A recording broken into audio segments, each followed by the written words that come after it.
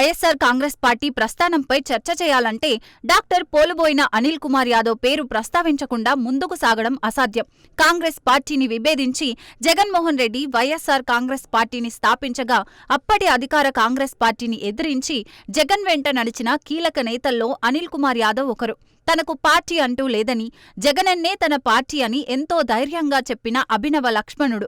2014-2019 సార్వత్రిక ఎన్నికల్లో నెల్లూరు నగర నియోజకవర్గ శాసనసభ్యుడిగా జగన్మోహన్ రెడ్డి క్యాబినెట్లో నీటిపారుదల శాఖ మంత్రిగా అనిల్ కుమార్ యాదవ్ అధినేతకు నమ్మిన బంటుగా ముందుకు సాగారు.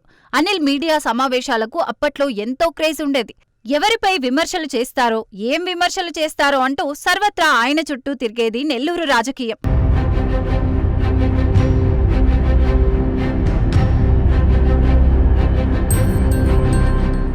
2014 సార్వత్రిక ఎన్నికల్లో విజయం సాధించినప్పటికీ టీడీపీ ప్రభుత్వం అధికారంలోకి రావడంతో ప్రతిపక్ష ఎమ్మెల్యేగా అనిల్ పోరాట ప్రస్థానం అంతా ఇంతా కాదు. అధికార పార్టీ నుండి ఎన్ని ఒత్తిళ్లు వచ్చినా రొమ్ము విరిచి నిలబడ్డ నైజం అనిల్ది.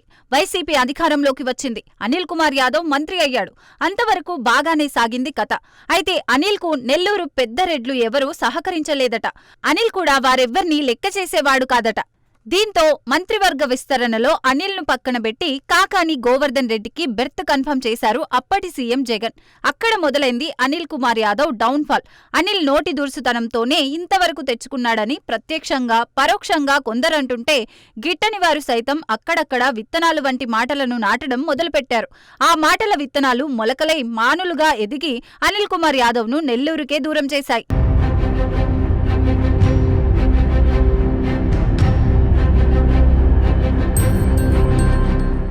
2024 సార్వత్రిక ఎన్నికల్లో అధినేత జగన్ అనిల్ ను నర్సరావుపేట పార్లమెంటుకు ట్రాన్స్ఫర్ చేశారు.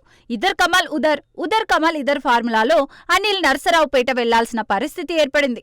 అయితే రాజధాని విషయంలో వైసీపీ ప్రభుత్వంపై ఆక్రోశంగా ఉన్న పల్నాడు ఇచ్చిన స్ట్రోక్ నుంచి అనిల్ కుమార్ యాదవ్ తేరుకునేందుకు చాలా సమయమే పట్టిందట.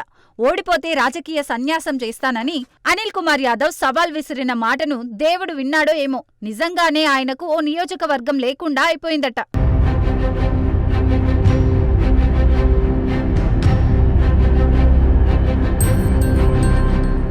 ప్రత్యర్థిపై విరుచుకుపడడంతో మొదలైన అనిల్ కుమార్ యాదవ్ ప్రస్థానం కార్పొరేటర్ నుంచి మంత్రి దాకా రాజీ పడని మనస్తత్వం, అధినేత జగన్మోహన్ రెడ్డిని ఎవరైనా విమర్శిస్తే చీల్చి చెండాడే నైజం, చిన్న స్థాయి కార్యకర్తకు కష్టం వచ్చినా రోడ్డుపైకి వచ్చి నిలబడే తత్వం అనిల్ కుమార్ యాదవ్ కు ప్లస్ పాయింట్లు. అవే అధినేత జగన్ కి ఆయనలో నచ్చిన పాయింట్లు. కానీ వాటినే సాకుగా చూపి అనిల్ కుమార్ యాదవ్ రాజకీయ జీవితానికి వైఎస్ జగన్మోహన్ రెడ్డి సమాధి కట్టేశారన్న ప్రచారం జరుగుతోంది. ఏ ముహూర్తాన నారా లోకేష్ నాయుడుపేట యువగలం పాదయాత్రలో నెల్లూరు వైసీపీ టికెట్టుపై వ్యాఖ్యానించారో తెలియదు గాని, లోకేష్ చెప్పినట్టుగానే అనిల్ కు జగనన్న మొండి చేయి చూపించడం అనిల్ అభిమానులు జీర్ణించుకోలేకపోయారట. నమ్ముకున్న నాయకుడే రాజకీయంగా గొంతు కోసేయడంతో అనిల్ కుమార్ యాదవ్ దిక్కుతోచని పరిస్థితుల్లో పడిపోయారట.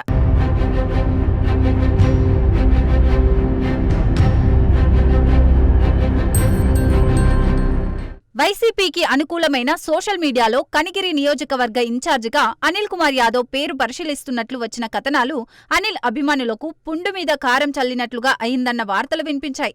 దీంతో అధిష్టానం లీకుల నాటకానికి తెరలేపిందని అర్థం చేసుకున్న అనిల్ అభిమానులు నెల్లూరులో గొంతుకోశారు, పల్నాడులో ప్రాణం తీశారు. ఇక ప్రకాశం మిగిలిందా అని బహిరంగంగానే విమర్శిస్తున్నారు.